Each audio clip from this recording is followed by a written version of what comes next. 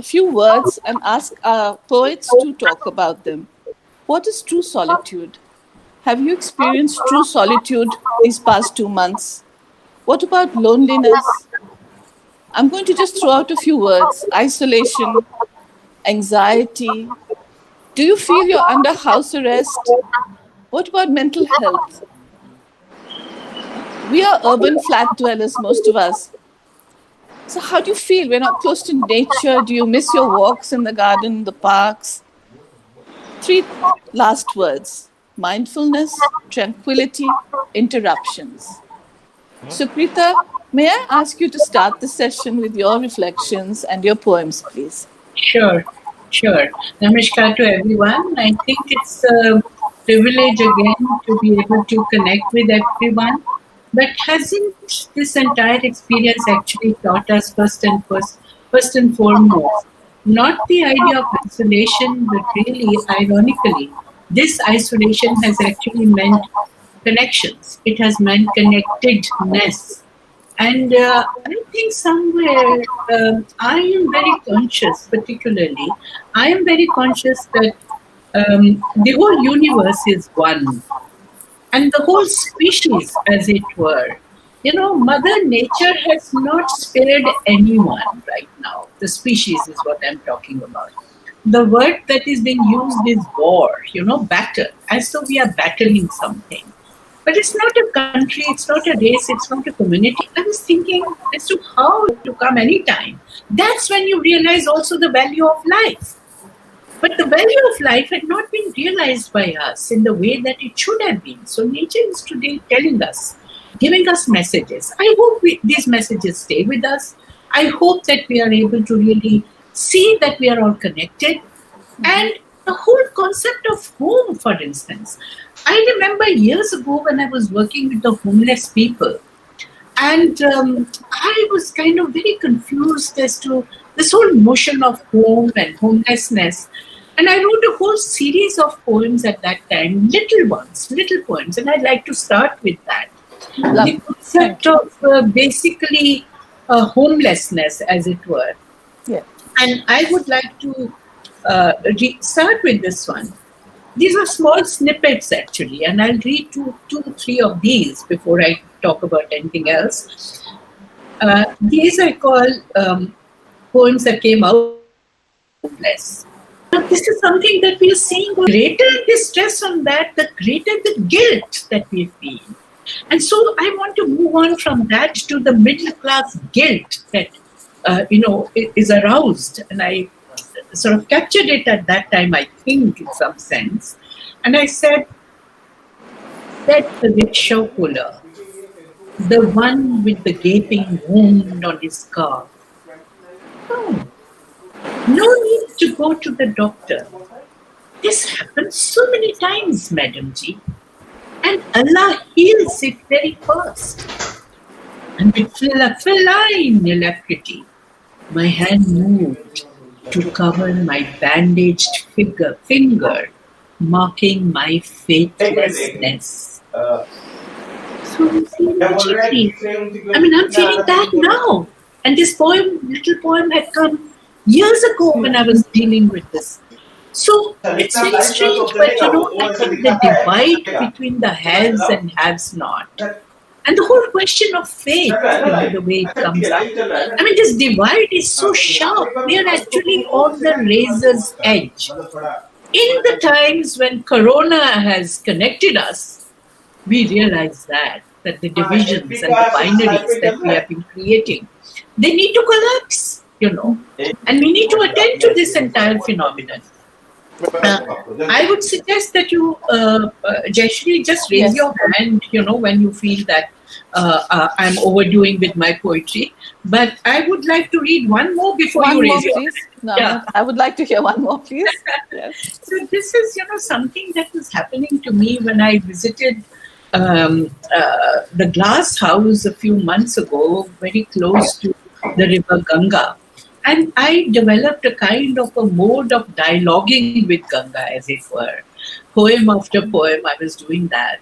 And Months later, too, I'm still doing that. Little poems that are coming out as in the form of a dialogue.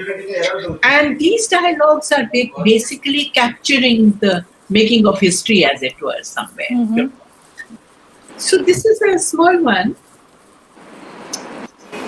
With the inner eye you lent me, O Ganga, I saw Jesus with a stethoscope, carrying the sick and the old across your turbulent chest. Your waters stilled, ghosts rose from your depths to dance on your glassy surface, O Ganga, leaving no footprints for others to follow. O Ganga, say, will he reach your shore across and leave us behind? Beautiful. Thank you, Sukrita. We'll come back after the others have spoken. Thank you. May I ask Satya Narayan Mohanty now to join us, please, with his words? Thank you, Jayshree. Can you see me? Yeah. Yeah. Okay. Good. I'm a new babe on the block because I've never been in the poetry reading this thing. I came out with my book, Dancing on the Ace. Dholi publication published it. And going back to the thoughts during this time, I basically think that three thoughts are very strong. Number one is I feel just like Madam Sripita Paul said, when there is a death awareness, you also feel like giving meaning to your life. But contrary to that, I find there is more of fear and paranoia. And then what happens is because of fear and paranoia, it leads to another thing that the way the information flow gets blocked and there is no data coming. Since I'm a columnist, I'm worried about that. And we have willingly surrendered our freedom and this thing, etc. For some time, it's okay because that's a part of the management of the pandemic. The second thought which comes to me is the complete moral apathy or lack of empathy of the middle class when the migrants started moving about 55 days back. Today we are in the last day, hopefully the last day of the very strong, stringent lockdown. But when the migrants started moving about 55 days back, it was the middle class who felt what will happen. They will carry infection to their villages. And we can see what kind of a human tragedy it has been. So the self-absorption and the middle-class apathy, this is something which worries me. And third thing is that isolation is not a big issue because one knows how to cope with isolation to a certain extent. And the world has become so completely different that when the normalcy returns, I hope we get back to the normal. And so these are the three thoughts I have with regard to this, because essentially this 55 days has also seen some kind of metamorphosis in our lifestyle, in our this thing, etc. And I hope that we will not accept it as the new normal for a long time to come. That being the case, I'll read out a couple of poems. One is Epidemic.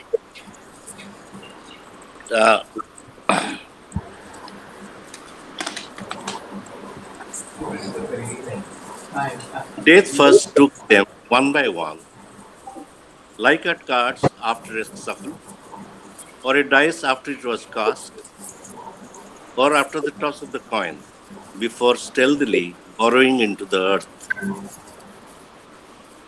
Its sprayed was a tormenting fire, red-eyed, unforgiving, its tongue flickering. The dead were the lifeless insects, clumsily gathered, a map of wretchedness stretched out, punctuated by disconsolate hope. Flashing lights of ambulance and police cars desperately colonized the street. Homes became dark echo chambers, tenancy in question, but death not in retreat.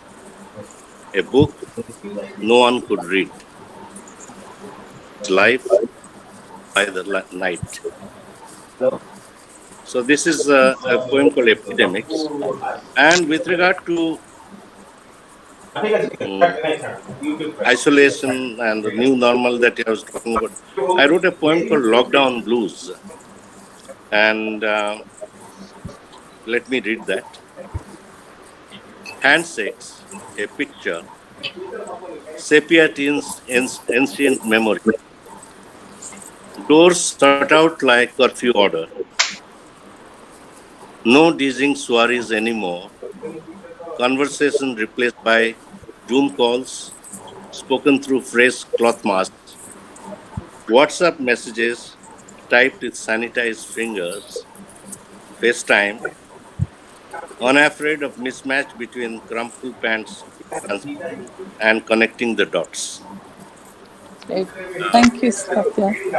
Thank you, thank you. Thank you very much. We'll come back after the others have spoken. Okay. And may I ask Meeta Sengupta now to join us with her poems? Thank you. Thank you so much. What beautiful questions, what beautiful verses. I'm already enchanted and in a different place. And maybe that is what we need right now. Where we are in a place where we are in need of some solace. For me, my everyday life doesn't change. I have been working from home for 10 years. And yet there is this anxiety, there is this impending doom, as it were. And the only thing that we have then is the ability to reach out to each other and the ability to reach out to other in verse, which goes so much deeper than conversation. So, and yet, we feel this, I'm calling it the clackety clack of time. We can feel time ticking away, and that's sort of the noise of the day. And so the theme that I picked for the verses today was the clack of the loom, because the loom traditionally also marks time. It marks so much. It marks the weaving of cloth, which is about prosperity, preservation. And yet it marks the clacking of time, because the loom will fall silent one day. The loom also is so eternal. It has been with us for centuries. So I'll just start with this story in a way, in verse, called Clackety Clack. Clackety clack, clackety clack, marking time, the loom, head down, intent, headless of approaching gloom. The weaver and the keyboard quaker. So, the keyboard quaker is this person, the journalist who's taking notes and has come to meet the weaver. The weaver and the keyboard quaker carried on as if noon, as if they had all day, as if the day was all theirs and there was no impending doom. I looked at them aghast and asked, "Is it not time to run? Can you not see the mushroom cloud about to blot out the sun?" Clackety clack, clackety clack, the loom continued apace. The weaver and his design maker seemed in a state of grace. "Let us go, let us plan, find a way out of this. The sky is falling down and you pretend this state of bliss?" A dry smile was wrung out of him. Many summers he had seen. For what did he have to lose, knowing what had come and been? "Life," I screamed, "we might save it if we find a place. I'm leaving right now to look for some safe space." He looked at me kindly and wished me all luck. And before I left, he asked me a question which has now stuck. "Where will you go?" he asked me, as he gently wrapped up a parcel of food and cloth. Both he had wrought with his own hands in his land, sure and slow, and that's when I saw my fears so real had no place left to go. Good. That's really wonderful. And And that sort of, when I sent it to a couple of people to say, I'd written this a long time ago, and everybody says, that's exactly it. We have to continue. We have to go on. But then I look at the migrants, and this is the second verse that I wanted to share with all of you. This is also new. It came from another place, another time. Um, this time, and again, it was called clacks, uh, coincidentally. But this time, the clack is now for the voice, the unheard voice, because the loom again goes clackety clack. Many of us have a voice. We keep on clacking on, but we're not necessarily always heard. So here it Yes. comes. And just as Sukrita ma'am had said, it is our guilt. We've held it for so long. But what next? Where is it heard? What happens to it? So here it comes, clacks. Are you heard? Cried the voice from the pulpit to the dais. It called out to my well-behaved silence. It sent out a challenge. Are you heard beyond this abyss that takes us all? The echo, for every voice has an echo. The echo was taken by the depths, unheeded by those who knew not its call. But a voice, it never dies. A voice, it survives, for it knows the rise after the fall. So it came to be, heard amongst those who flee the chaos and the slavery of the mind. In order, there is no room. It travels as it must through the cracks, insidious, rebellious, harvesting threads hidden that come unbidden. The voice is the loom as it clacks. Thank you so much. And there's so much to think about, but we'll discuss after all the poets have read their work. Thank you. Right. So, Barnali, may we have your words now, please?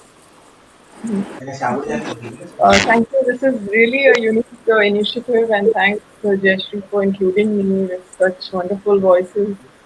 And I was not home when this was the arc was going up. Now we talk of flattening the curve. The curve was, as you know, I was traveling. So it's, I think, on the journey back home, which was much before lockdown, I can assure you. I was thinking of self-quarantine and the little things that we take for granted. So what it has done for that I like to contemplate on is the little details that we take for granted. And I will read a poem which is called That Headstand. And you'll see that how I have learned to, it's very important for us right now to notice when we are happy, that what is making us happy, right? When we speak of the migrants, when I get an SMS about how are you, it's wonderful that, that friend has the back. But I land up saying I'm that guilt which you pointed out. I have food on my plate, there's a roof on my head, there's water, and there's internet, and we are together. It's isolating, and yet we are together. So the first one is called The Headstand. I feared the momentary till I met a rainbow. A walk by the edge, rainy with illusions. Some coffee, sunshine with bagel. After that day, dunked in reality of fascination, with just another headstand, a horizon unfurled a valley and made that rainbow smile. So it was a headstand which you do at a valley, and you don't even do it properly, and you bring that home. So I'm looking at memories. We are all, if you see, whether it's the family WhatsApp groups or it's friends, वो दिन बड़े अच्छे थे, taken in photographs. I'm so glad we have held that. That's all history. And personal is political. So that has been that. But what from this hopeful note that we are probably recalibrating how we are seeing the world. dear colleague's father passed away, not because of the current avatar of death that we have around. He was an aged person and he passed away in a multi facility hospital with nobody around. So I think deaths have been particularly, they've always been solitary, but it is very lonely right now. So I will read a poem called You Are Not Late, in which, this book came out 3 years back, but when I meditate upon this poem now, let's see how we re-look at it. It says, You are not late. I buried the moon in the ink pot before they carried my body to the fire.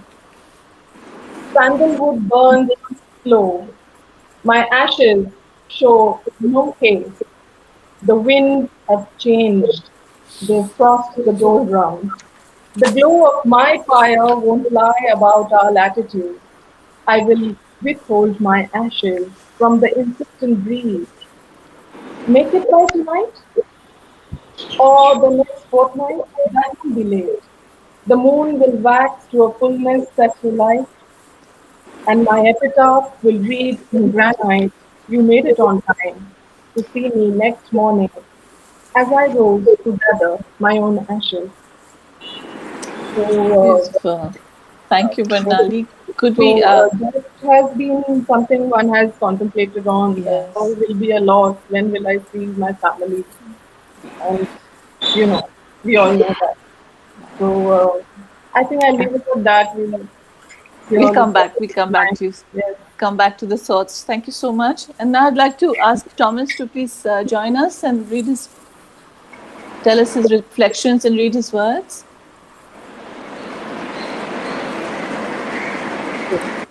Thomas? Microphone.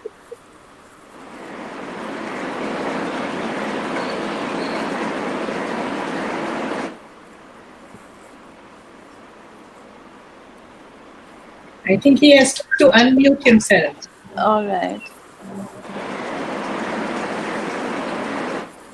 So while we're waiting, maybe I can just read a short poem. All right, Thomas, I'll just read one that I'd like you to. The bottom right icon. Yeah. Can Sitanshu help him? Yeah, Thomas sir, can you unmute your mic, please? In the left hand side, you have a red button.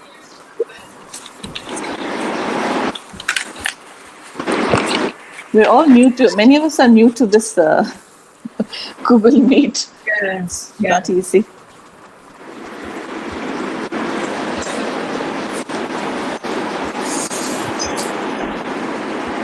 Maybe Jayshree, you should take over. So Thomas, let me just read one short poem in the meanwhile, and when you're ready, then I'll hand it over to you. This is part of a poem because the poem is too long, and it's dealing with what I've been feeling now and not 2 months ago. Urban city dwellers in confined space, hark! Love will find the pit of the stomach. Revere quiet solitude, to reflect, to listen, to relearn. Solitude, an invisible shield. All is not unwell in these pandemic times. Behold, blue sunny skies, birds that trill merrily. The horizon is clear, and each of us has learned anew, by force and circumstance, intimate interaction. He for she, and she for he. We for family, and care for elders. Support for helpers, the underprivileged. Care for the environment. Joy abides around the corner. To disperse when the air is pure, when our thoughts are kind, our actions nobler. We will heal. We will heal. So, hi Thomas, I can see you now. Hi. Right? You see, these are little things, but I was trying to switch on the mic icon, but it was not coming through. Now it's thank you, Jayshree. Thank you all for putting up with me. Not Good at all. morning We to you look all. forward Good morning to you all. to listening to you. Yeah. First thing, when we talk about the lockdown, you see, I was a little selfish and I was excited in a surreptitious manner. The first thought that came to my mind was that I could complete many of my unfinished writing and translate them in projects. But as the lockdown wore on into phase after phase, and I kept reading kilometers to their homes, many dying of exhaustion on the way and in shocking accidents, all my creative excitement died down like mushrooms that sprouted in the first rains. The only thing we writers could do was meeting others online, taking part in virtual poetry readings, which I have already done with Indian Novels Collective and Poetry Live with Ashwini Kumar had organized. Something like that. How long are we going to be socially distanced? When are we burning the actual meat out? There may not be any vaccine possible because of the mutating nature of the novel coronavirus.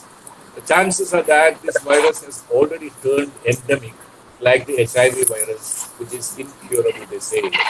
Wearing a mask, keeping a distance of 2 meters from others, etc., may become a permanent feature of the future. The world as we know now will certainly change. The normal activities that we engage in, like going for a walk, going for a film in a theater, watching a dance performance or music program in a public, I don't know what else is possible, being realistic. Because I'm stuck here in Delhi for the last 2 months. My daughter is here. My wife is in Kochi. You see, I had booked a ticket and the flights resumed. See, I'm 68 years old. So anyone who is above 60, it's really risky to be traveling about a plane nowadays. Yes. Because the chances of catching the virus inside the plane is about 50 times more than any other mode of transport. So this is the thing. So that's the interesting thing, isn't it, Thomas and Jayshree? That risk is difficult to write verse about. Yeah, this is the kind But of Thomas, before we start a discussion, I want to hear a poem, please. Yeah. One poem, and then we'll start a discussion. Yeah, but let me just finish this. Sure. So what I feel is that we are all, families gone asunder, but these are all mostly middle class woes. Middle class woes we are harping on. This is what makes me a little guilty, also. So, but I'll read. I've not been able to write a poem. I've come halfway, then I was, I could not proceed with the kind of feeling I'm in. So what I'll read out are old ones, but relevant ones. I'll Sure. Yeah.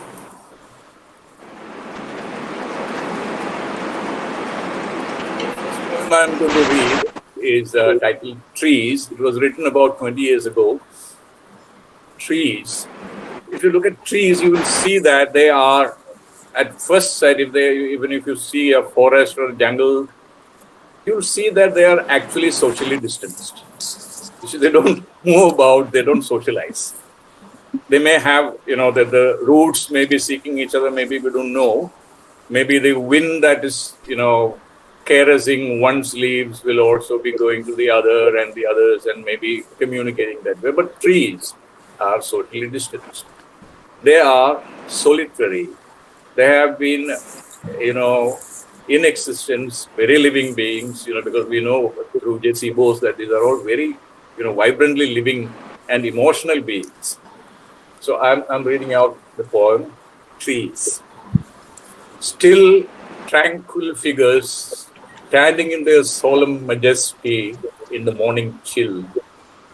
The Elangi, dense dark green, the neem, tall, looking up to the heavens, each leaf a marble in sculpted perfection.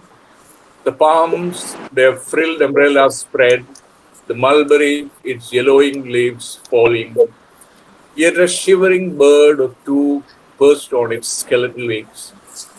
The chambak, its many tongues a quiver in a silent song. The people its green hearts ever ready to ferry a baby Krishna in any deluge, a stray dog curled up cosily at its base. Only humans buzz about in their myriad vehicles, the lesser ones trudging along in bundles of woolens, restless to gather a morsel and a little more. Trees stand carefree, trusting providence, getting everything where they are in their calm dignity. In these trees, I'll read one more. Yes, please. Yes. It's titled Concentration. Concentration. Blowing in the powdered mud, soon the dust gives way to hard earth. So does bran to rice, or the hair on a close-cropped head to the white scalp skin. The ephemeral is always ready to part, revealing the permanent. The waters of the Red Sea parted, offering the hard seabed to Moses and Aaron and Israelite courts to pass and enter Sinai. The everyday you part and yield you with a capital Y. Then begins the telecast unlimited.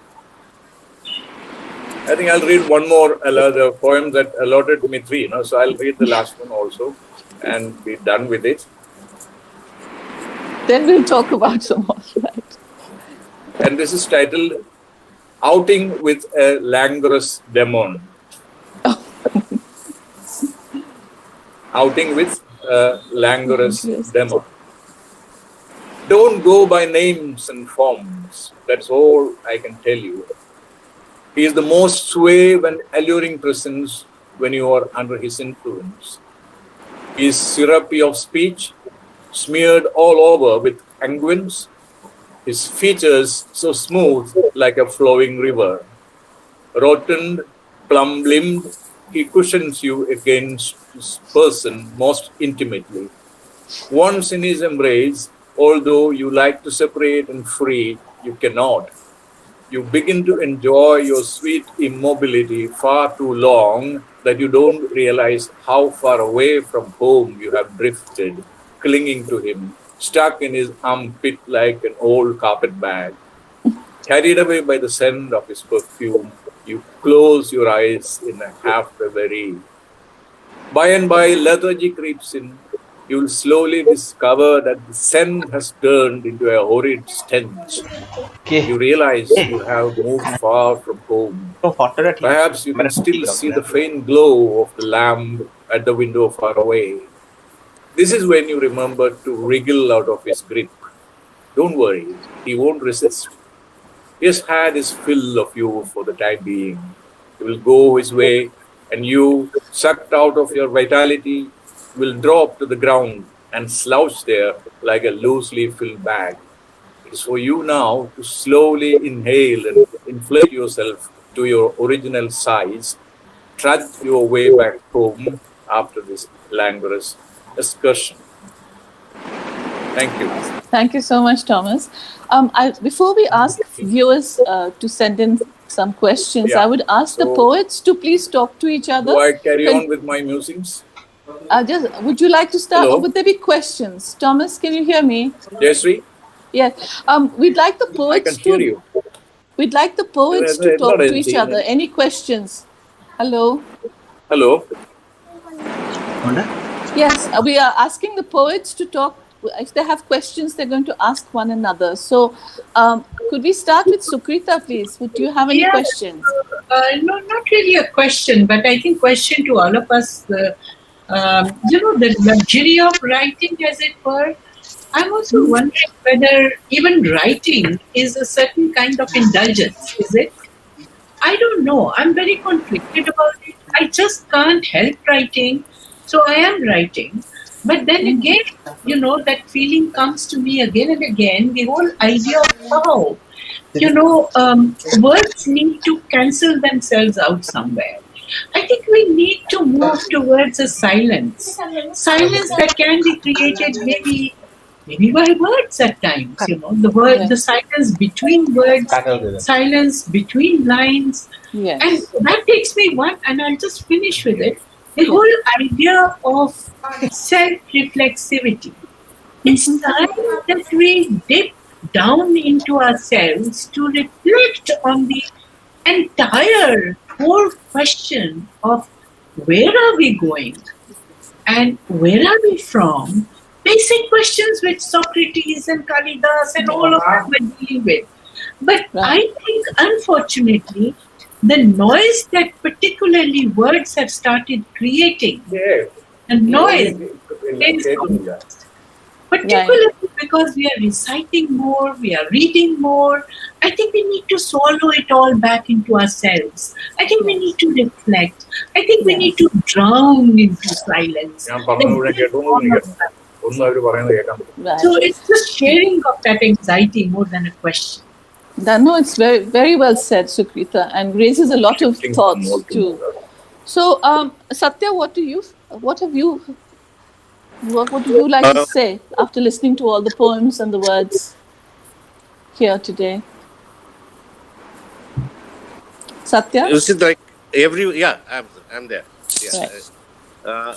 Every person sees through his own prism a particular thing happening. And the beauty of it is that the human beings only feel fulfilled when they connect and when they learn from each other. And I think this is a special art the human beings have, which this 55 days lockdown probably gave us that, rekindled that feeling that, look, we have lost something on the way. And that is precisely why, with the different varieties of poems being read, it still resonates, it still connects, and it still reflects the time. Right. Uh, that's what I wanted to tell. Thank you. And I'd like to come back to Thomas now. Thomas? Are you there, Thomas? Sitanshu, I think we've lost Thomas again. No. Okay, well, let me come to No, Meeta. sir is here. He has to unmute his mic only. Can you call him on the telephone so he doesn't, he would, instead of here on the session, please? Meeta? Hello. I think it was beautifully articulated that this is about drowning in silence. Even in the lockdown, even in these 55 days, the noise of the anxiety, the noise of the fear, the noise of the everyday has overwhelmed us in different ways. And yet we know that this is only a disruption. And each of us as a poet, we understand the concept of destruction that is creative. So maybe we as poets haven't pushed ourselves to the extent of, or to the depths that we know that we can achieve, and the realization or the next emotion that we know that we must release. We haven't reached there yet, because we have only allowed the disruption to get to us. We have not allowed, in a way, ourselves to be destroyed into that silence that will create again. In moments, we have found that reality. In small moments, we have touched that. And maybe it is not a time for complete silence of words, as you said, Sukrita, but that silence where we recreate the word. And reflect and relearn, because there's so much we don't know, right, Meeta? And then as Satyaji had said, there is this new way that where we have got lost along the way. The poem about the tree. Maybe it is ours as poets to find that word or those words that shine that light. Right. Lovely. Well said. Is Thomas back? Thomas? No? He'll be back in a while, ma'am. He'll be back in a while. All right. So, Barnali? Yeah, how interesting to listen to this whole phrase of drowning in silence and peace. So I think largely what I miss is the power of this phrase, "This too shall pass," has changed for me. I have people, there are crew members, family members, I am mid-road somewhere. I am unable to say this too shall pass in अरे तमको मैं a विदाई दिया पढ़े lady convincing way because it shall pass, and we will move on to the other side, पढ़ but जाए the थी things won't be the same again. No, absolutely. So, how we deal with that is extremely important. I use the word deal because I think there are two words, cope and deal. Cope is still a reaction to a negative thing that, okay, आज की भागी हो गई, that's it. We have become unserved. So it's as deal. So dealing with it is second phase. So I personally think any of us went through three stages. Denying first. Oh, come on. Like it's there, you go and you keep doing it. No. The numbers are there and it's a pandemic around the world. So denial is phase two super. Completely understand where someone said that what am I doing? It's too lavish. It's curious. There, when people are sick roti kapsa makan, not being basic thing now. So from denial to super, all of them were getting things into perspective. And from a good mood, I think seeing the world around dealing with it,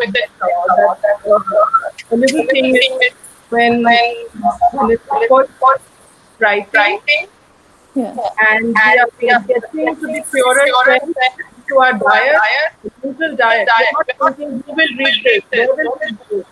We are writing, we are trapped in that noise of anxiety has made up on stuff. So I think time right for new kind of language, and I just that the barrier has grown harsher. Get over it. Get some real, change happening as get out. The world at large needs to show its largest. Thank you. Okay, Barnali, thank you. Is Thomas back? Yeah, Thomas. I don't know whether in between I went mute. I don't know whether you could hear me. Can you assure me that everything was okay? We can hear you now. Yeah, but earlier when I was reading, was it okay? Yes, we saw. We heard your poems. Yeah. Absolutely. Please tell us now what you have some thoughts. Yeah, I'll share part of the editorial that I wrote later, for this March April issue, which has not come out, which is relevant thoughts, they kind of thing. I'll read it out for you. You see, March April 2020 will be remembered mainly for one thing: the imposing of COVID-19 lockdown of the country that's being extended further. This year, spring, from the third week of March till the end of April, was so enticing and endearing in Delhi. The insistent, engaging call of the cuckoo reverberated almost the entire day. Trees and bushes turned colorful overnight with freshly blooming flowers. The gentle sun rays infused in me a yearning to be outdoors as long as possible. Alas, this was a time when everyone was forcibly confined to their homes. What the Delhi Wala lost this spring and is still losing are the gentle breeze, luminous white vistas, joyous chirpings of a variety of birds that were all absent all these years, a chance to take a walk in the park. All these are but slight compared to what else is negated owing to the lockdown. What one gains so far is one stands to live on. This kind of regulated, regimented living, so to preserve one's life, comes what one needs. Yes, the lockdown's incarceration is to save human life. All else is of lesser importance. There were other gains too. Delhi skies turned blue like never before. Pollution levels came down drastically, and now one can freely breathe in the fresh air. The Yamuna's waters turned sparkling and pure. All these changes were observed in other parts of the country and the world as well. The Ganga's water had regained its purity and had regenerated itself, recovering its healing properties. The gigantic dolphin was once again spotted. The snow-capped Himalayan peaks became visible from hundreds of kilometers away from Chandigarh, Jalandhar, Saharanpur, Siliguri, and other places. Hundreds of thousands of olive-ridley turtles climbed onto the seashores of Odisha to lay their eggs. When we had visited the beaches of Puri and the seafront at the eastern extremity of the Chilika Lake in February, these same turtles had been found dead in large numbers. Wild animals like elephants, deer, leopards, and rhinos, and birds like peacocks came out to open roads in towns and cities without any fear of human encounter. The waters of the canals of Venice, featured so prominently in Amitav Ghosh's Gun Islands, turned blue, leaving their turbid, tawny color. Dolphins had reappeared there. The same phenomenon was repeated in water bodies all across the world. Some of you would be wondering what a preposterously narrow, subjective statement I am making from a position of privilege and protection. Here I have to point out that mine is but an individual strand of thought reflecting the scenario. The whole truth is many-faceted. Millions of our countrymen and women who are sitting at home in the lockdown would be undergoing untold mental agony thinking about our predicament. Many would have stopped reading news updates on the pandemic because each day it is becoming more and more depressing. The thought that thousands of our health workers, doctors, nurses, paramedics, caregivers, sanitary workers, security personnel, and all those who have to come in contact with positive cases are risking and losing their lives, while I am concerned merely to keep my hands sanitized and put my face mask in place during odd occasions when I go out to get provisions, is also oppressing my mind in an untold way. The misery of the thousands of migrant workers in cities across the world, and also those who are heading back to their native states in India, a number of them covering hundreds of kilometers on foot, and few collapsing dead on the way or losing their lives in massive road accidents, and some run over by trains when they were using the rail track for their trek homewards. The poor who have missed out on the relief package, thousands of small-time businesses forced to shut down, the severe shrinkage of the economy owing to the shutting of businesses, industries, and offices. These are also current realities we face. And Thomas, We I'm mentioned sorry, Yeah. sorry, I have to interrupt. Yeah. No, I'd love to hear this, but we'd like the viewers to say ask a few questions. Yeah, please. Is that all right? Thank you, sir. Yeah, that's fine. Yeah. Thank you. Sitanshu, are there any viewers who want to ask questions? Questions as such. However, we got lots of phrases for all of our panelists. There's too much of an echo now. Can't hear. Sorry. Thomas, mute your mic once, please. There is some problem with audio. All right. And already we've taken a lot of time, so perhaps we can do this another time. It's been wonderful having all these poets and wonderful writers with their reflections and their poems. And they've given us a lot to think about. So thank you all. And namaskar. All right. Thank you. Thank you, Sukrita. Sukrita, you have been there. Yes. I show you. We're all right. Yeah. Thank you. Thank you, everyone. Thank you. Beautiful. Thank you very much. Thank you, Kalinga Lit Fest, for having us together. Thank you, Devashish. And Sitanshu, and of course, Rashmi Ranjan Thank you, Pradeda. All right.